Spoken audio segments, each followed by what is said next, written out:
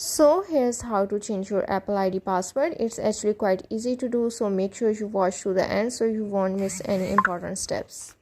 For this, first you will need to go to your Safari browser, and here you have to search for the appleid.apple.com.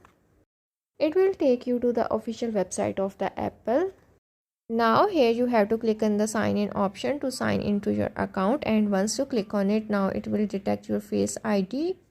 Here you have to click on the continue option and it will automatically sign into your account. After that, click on the done.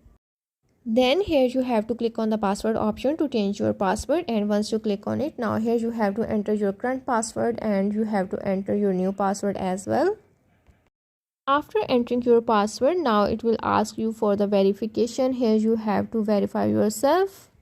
After that, click on the done, and here you have to verify your phone number and it will send you a verification code there. Now again enter your number and click on continue, and after that here you have to click on the allow option. So that's how to change your Apple ID password.